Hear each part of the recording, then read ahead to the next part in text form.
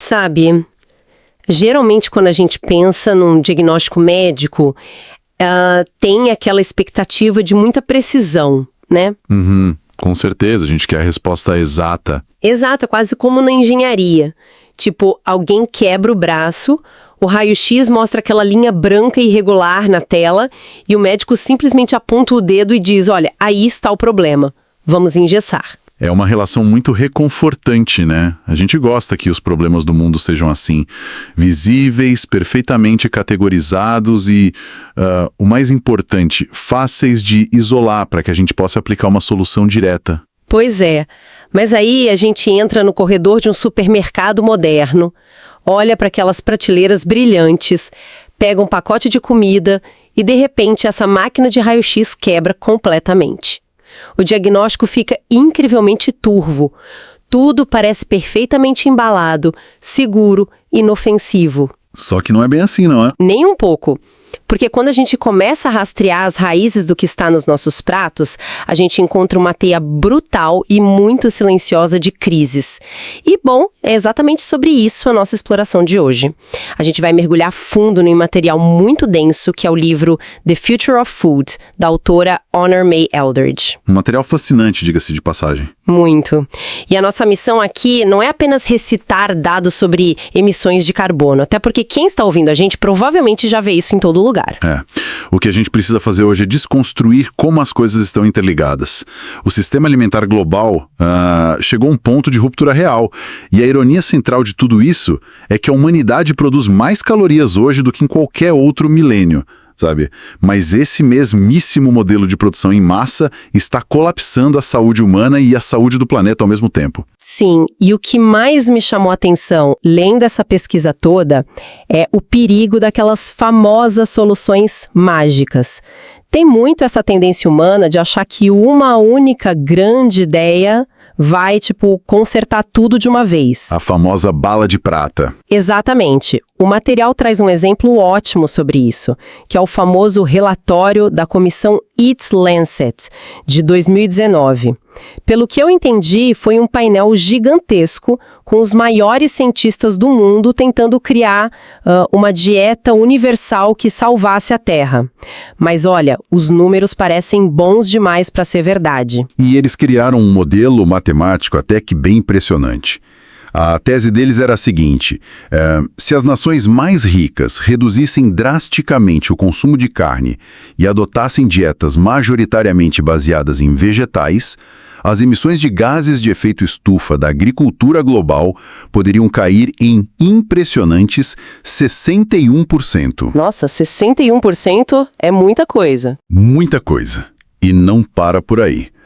Além disso, essa mudança liberaria uma quantidade tão grande de terras, áreas que hoje são usadas como pasto ou para cultivar ração animal, que a natureza poderia sequestrar cerca de 98 gigatoneladas de carbono de volta para o solo e para as florestas. Caramba! No papel parece a receita perfeita. É só todo mundo começar a comer mais lentilha e o clima se estabiliza, né? Mas, na prática, por que isso não decolou de jeito nenhum? Porque a matemática ignora a bagunça que é a realidade humana, sabe? O relatório trabalhou com médias globais, e isso varre para debaixo do tapete a imensa variação nas culturas. A alimentação não é apenas combustível para o corpo. Ela é identidade, é tradição, é religião. Tem todo o peso cultural envolvido. Exato. E além disso, tem a barreira econômica. Tentar forçar uma transição desse tamanho esbarra em décadas de modelos de negócios gigantescos e principalmente em políticas de subsídios. Muitos países pagam bilhões para manter a carne e o milho artificialmente baratos. Então, sem desmontar essa infraestrutura política primeiro, pedir para a população mudar de dieta da noite para o dia é enxugar gelo. Sabe que isso me soa muito familiar. Parece que a gente está sempre caindo nessa armadilha de focar no sintoma e ignorar o sistema por trás. Isso me lembra demais o que a pesquisa fala sobre a Revolução Verde, ali no meio do século XX. Porque o medo da época não era o clima, era a superpopulação e a fome global, certo? Sim, o grande temor ali era de que simplesmente não haveria comida para todos. Então, a resposta que eles deram foi puramente tecnológica e totalmente focada no rendimento. Eles criaram sementes geneticamente aprimoradas para crescer mais rápido, inundaram o mercado com fertilizantes sintéticos e aplicaram pesticidas em uma escala industrial nunca vista antes. E se a gente olhar apenas para uma métrica tipo o volume de comida, eles até foram bem-sucedidos. A fome recuou em várias partes do mundo. Mas a analogia que me vem à mente lendo isso é como baixar uma atualização de software que é maravilhosa, super rápida, cheia de recursos, mas que foi codificada de um jeito tão agressivo que acaba literalmente derretendo o hardware do seu computador. Olha, essa analogia é perfeita. O hardware da Terra, que é o solo, a água, os ecossistemas, ele foi derretido, porque esse foco completamente cego na quantidade de colheitas destruiu a qualidade do solo. Os produtos químicos mataram os micro-organismos que mantêm a terra fértil, poluíram aquíferos inteiros e causaram um colapso gigante nas populações de insetos. Ou seja, a gente trocou uma crise de fome iminente por uma crise estrutural permanente. Exatamente isso. O que me leva a uma dúvida genuína. Se a gente já viu que focar apenas em aumentar a produção com tecnologia nos levou a esse desastre ecológico, por que a atual onda de inovações, essas food techs modernas, não seria exatamente a mesma armadilha com uma embalagem mais bonita? E essa é a grande tensão do livro. A tecnologia em si não é o problema. O problema é a total falta de humildade ecológica. Se a gente não entender como a nossa infraestrutura natural funciona, a gente vai apenas criar novos desastres mais rápidos.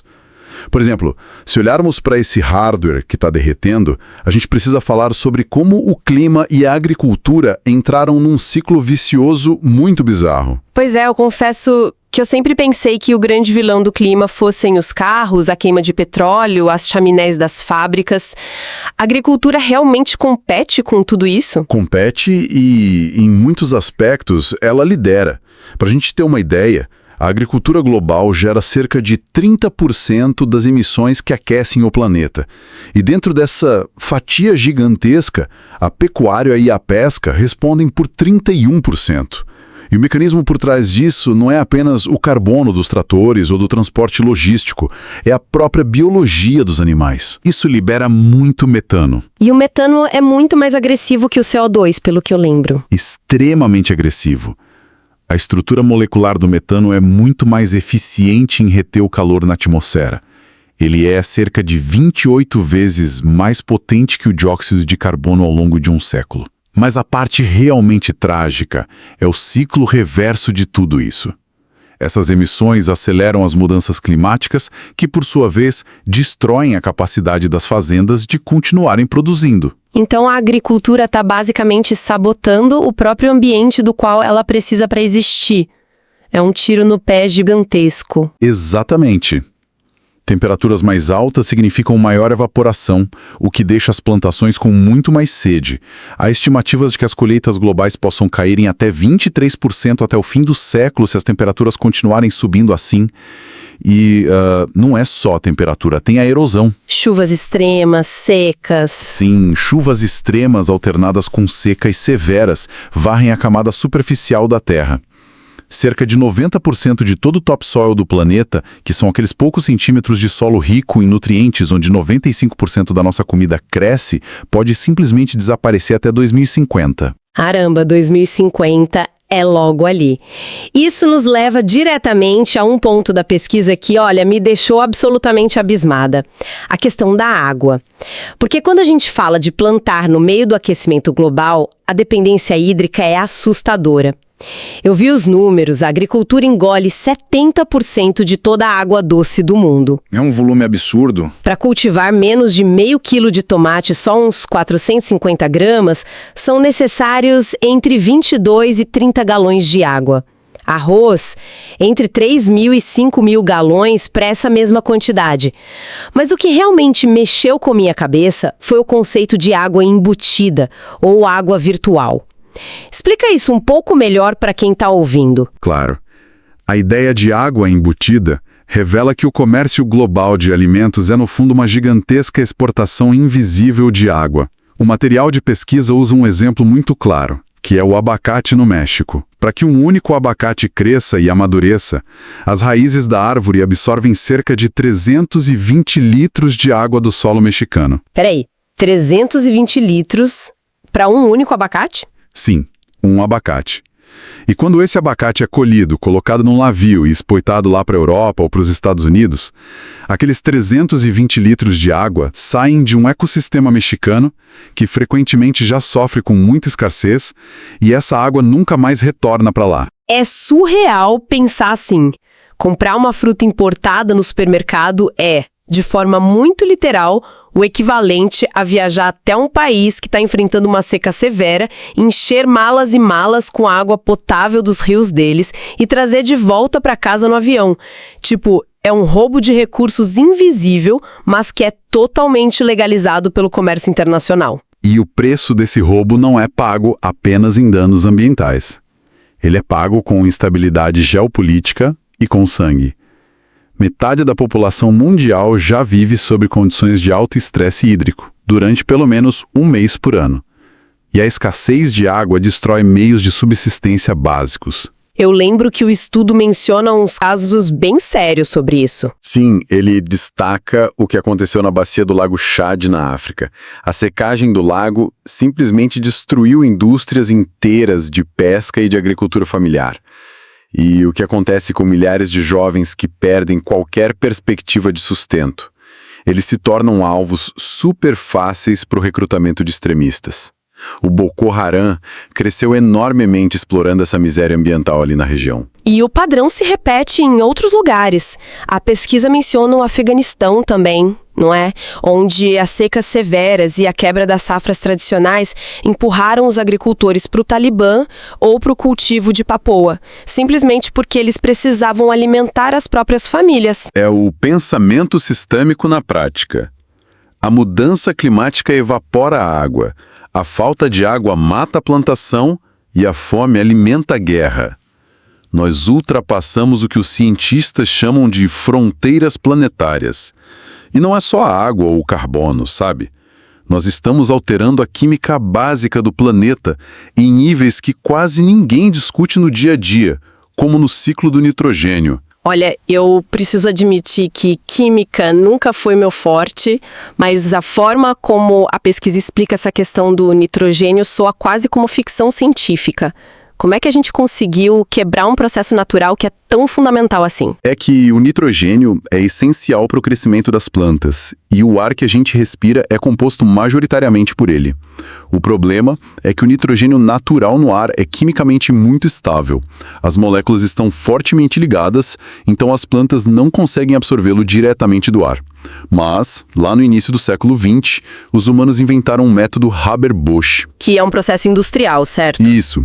É um processo que usa calor extremo, pressão altíssima e gás natural para literalmente quebrar essa ligação no ar e fabricar fertilizantes sintéticos de nitrogênio puro que podem ser jogados direto no solo. Uma intervenção humana massiva e, digamos assim, super engenhosa. Muito engenhosa, só que com um custo invisível absurdo. Primeiro, a quantidade de energia necessária para fazer isso é tão colossal que a fabricação desses fertilizantes responde por 1,2% de todas as emissões globais. E segundo, diferentemente do nitrogênio natural, esse fertilizante sintético é altamente solúvel em água. Ah, o que significa que na primeira chuva forte ele não fica na terra onde deveria estar, ele é lavado. Exatamente. Ele escorre dos campos agrícolas e vai parar em rios, lagos e, inevitavelmente, deságua no oceano. E aí ocorre um processo biológico chamado eutrofização. Toda essa carga absurda de nutrientes causa uma explosão, uma superpopulação de algas marinhas. Só que quando essas bilhões de algas cumprem o ciclo delas e morrem, as bactérias na água começam a decompô-las. E adivinha o que as bactérias usam para fazer essa decomposição? Todo o oxigênio que tem na água. Elas sufocam o oceano, meu Deus! Criando o que a biologia chama de zonas de hipóxia, ou simplesmente zonas mortas. Os peixes e outros organismos marinhos literalmente sufocam e morrem. A maior dessas zonas fica ali na costa dos Estados Unidos, exatamente onde deságua o rio Mississippi, que é quem drena quase todo o cinturão agrícola americano. É uma área morta no oceano do tamanho do país de Luxemburgo. São 9.000 milhas quadradas onde a vida simplesmente não consegue prosperar. É assustador. Se a gente está sufocando o oceano e alterando a química do solo, a vida selvagem não tem para onde fugir. E os números da biodiversidade refletem exatamente isso. Há dados recentes apontando um declínio de 73% na vida selvagem monitorada desde a década de 70. E a agricultura é listada como a maior ameaça para 86% das espécies que estão hoje em risco de extinção. E a redução da biodiversidade não é só uma tristeza ecológica, é um risco de engenharia gigantesco para nós mesmos. A gente planta monoculturas industriais gigantescas, sabe? Quilômetros e quilômetros de uma única planta com a mesma genética exata. Isso significa que elas não têm defesas variadas. O exemplo histórico clássico disso é a banana Gros Michel. Que era a principal banana consumida antigamente. Isso, ela era consumida globalmente, até que na década de 1920, um único fungo, a doença do Panamá, se espalhou e quase extinguiu a espécie do planeta inteiro, porque todas as plantas eram clones vulneráveis ao mesmo ataque. Nossa! E essa perda de diversidade atinge também quem deveria ajudar as plantas, que são os polinizadores. A pesquisa alerta que o sumiço dos insetos, devido aos pesticidas, está diretamente ligado a cerca de 500 mil mortes humanas prematuras por ano, porque sem as abelhas, a oferta de alimentos verdadeiramente nutritivos, como frutas e vegetais, simplesmente despenca. Mas a forma como estamos tentando resolver isso me parece quase uma comédia trágica. Eu li os estudos de caso que o material traz e parece uma tática de guerrilha gastronômica. Ah, você se refere à ideia de comer o inimigo? Sim. Como a gente bagunçou completamente os ecossistemas com esse comércio global, espécies invasoras estão destruindo hábitats nativos. A solução atual: incentivar o consumo humano. Lá no Caribe tem o peixe-leão, que não é da região e já devorou 80% dos pequenos peixes de Recife. E agora, restaurantes chiques estão servindo ceviche e tacos de peixe-leão para tentar conter a praga. Nos Estados Unidos, o governo está promovendo a caça de nutrias, aqueles ratões do banhado enormes que destroem áreas úmidas, incentivando as pessoas a cozinharem eles em casa. E, indo para o campo da tecnologia, temos o outro lado dessa mesma moeda. Para combater a crise dos polinizadores, uma empresa chamada Melibio começou a criar mel em laboratório, sem abelhas, usando uma técnica chamada fermentação de precisão. Certo, detalha isso para mim porque soa fascinante, mas meio estranho. Como se faz mel sem abelha? Eles basicamente analisam e replicam em laboratório a exata função das enzimas que existem no estômago das abelhas. Eles processam o néctar das plantas artificialmente, chegando na mesma textura, sabor e composição molecular do mel natural. Que loucura! E a motivação não é só inovação culinária, tá? Tem uma razão ecológica profunda aí. As abelhas que produzem o mel comercial são, na grande maioria, espécies europeias que foram introduzidas artificialmente pelo mundo todo apenas por causa da produtividade delas.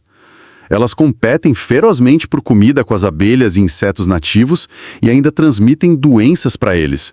Então, a premissa dessa empresa é: se tirarmos a pressão comercial fabricando mel no laboratório, os polinizadores nativos terão uma chance de se recuperar na natureza. Olha, eu tenho que rir da ironia disso tudo. A nossa melhor estratégia agora é literalmente tentar comer as pragas, que a gente mesmo deixou escapar do controle, e fabricar mel em bioreatores de alta tecnologia para que as abelhas de verdade possam ter um momento de paz. Mas, sendo honesta, você acha que isso funciona em larga escala?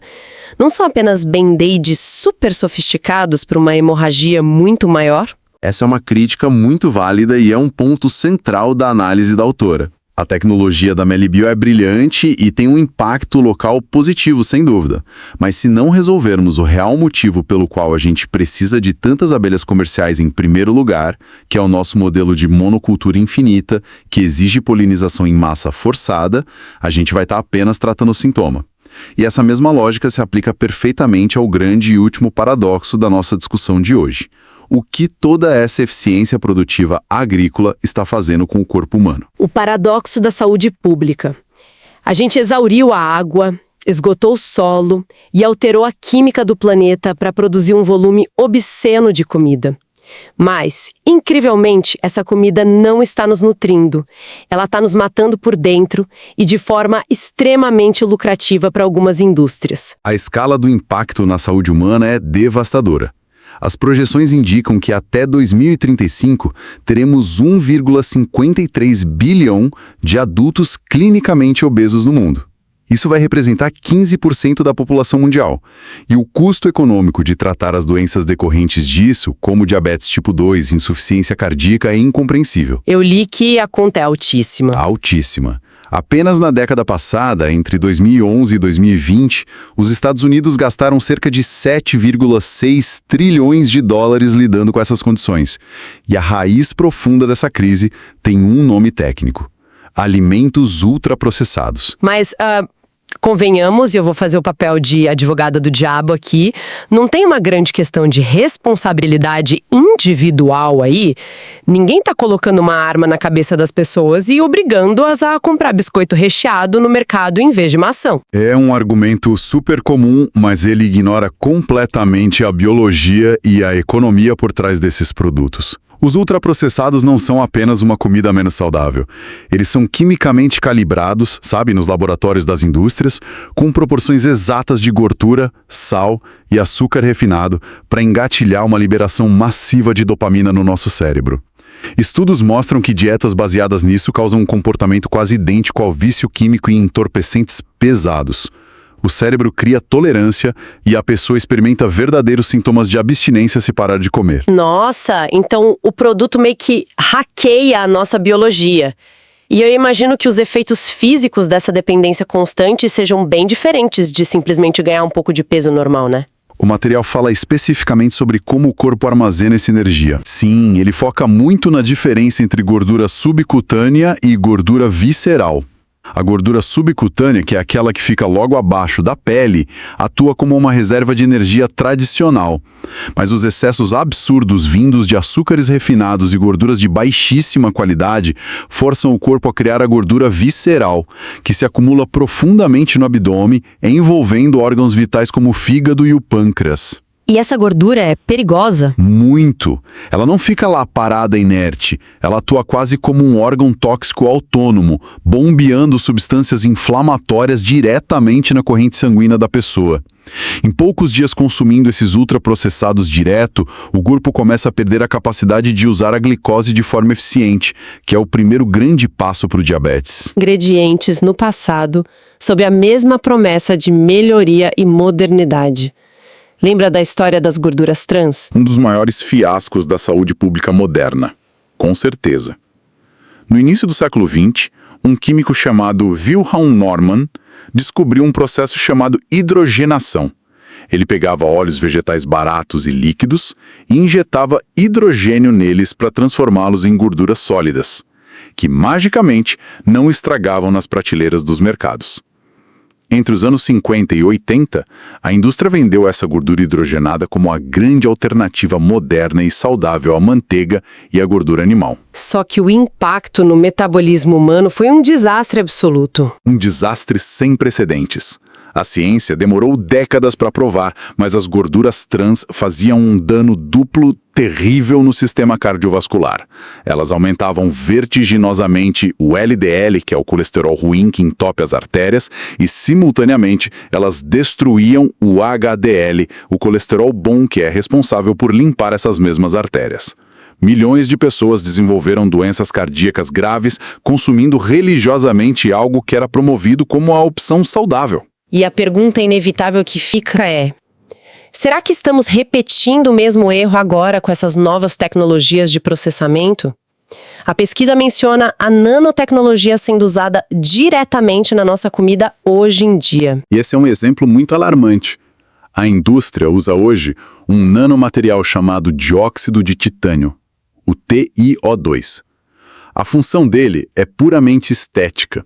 Ele atua como um pigmento super branco para clarear leite de soja e iogurtes, ou para criar aquele fundo opaco que faz as cores vibrantes das balas infantis, como os Skittles, brilharem mais nas prateleiras. Olha, colocar nanopartículas no estômago de crianças só para a bala ficar mais colorida e brilhante me soa como uma péssima ideia. E a ciência lá fora concorda com você. A União Europeia analisou o comportamento dessas partículas incrivelmente minúsculas dentro do corpo e simplesmente baniu o dióxido de titânio dos alimentos em 2022 devido a riscos de genotoxicidade. Isso significa que há o potencial dessas partículas danificarem o nosso próprio DNA ou interferirem na divisão celular natural.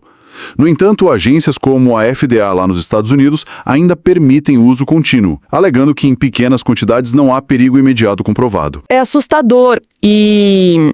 voltando àquela minha provocação sobre tudo isso ser apenas uma escolha pessoal, se a comida é modificada em nível molecular, com nanopartículas, desenhada em laboratório para viciar nossos receptores de dopamina, e além de tudo isso é artificialmente mantida como a opção mais barata e abundante nos supermercados por causa de políticas agrícolas globais, bom, a responsabilidade individual evapora, né? O sistema inteiro foi arquitetado para que a opção que destrói a saúde e o planeta seja mais fácil e irresistível de engolir. E é exatamente por isso que o apelo final da pesquisa da Honor Meldridge é por um pensamento puramente sistêmico. Não dá mais para olhar para a crise da água, para a perda de polinizadores e para a epidemia de doenças crônicas como se fossem manchetes isoladas no jornal. Elas são galhos da mesmíssima árvore doente. Inovações como a fermentação de precisão e novos sensores agrícolas têm muito valor, claro, mas a gente precisa de uma imensa humildade diante da natureza. Não existe inteligência artificial ou laboratório no mundo que consiga substituir o serviço invisível que um solo vivo e ecossistemas locais diversificados fazem pela biologia do corpo humano. Humildade diante da natureza. Olha, é um conselho muito poderoso e isso nos leva a uma reflexão final para quem está ouvindo e acompanhando essa nossa jornada de hoje. Vamos dar um passo para trás e pensar juntos. Se a gente considerar que cada fruta fora de época importada que compramos carrega centenas de litros de água roubada de nações que estão à beira do colapso e que a busca infinita por calorias ultraprocessadas, baratas, para alimentar esse mercado global está quebrando as economias modernas com trilhões em gastos hospitalares, será que o mais ousado futuro da alimentação não está em inventar ainda mais tecnologias de laboratório para tentar remendar esse maquinário quebrado? Será que o único caminho realista para salvar a saúde humana e a estabilidade do clima é o colapso intencional, planejado e gradual de todo esse comércio agrícola globalizado? Talvez a inovação mais radical do século XXI seja a gente ter a coragem de aceitar que só devemos comer e produzir aquilo que o nosso próprio bioma local, perto de onde a gente vive, é biologicamente capaz de sustentar. Fica a provocação. Agradecemos demais a companhia de todo mundo nessa nossa exploração de hoje. Até a próxima e a gente espera que quem nos ouve olhe com olhos bem diferentes para as origens e para as histórias escondidas na sua próxima refeição.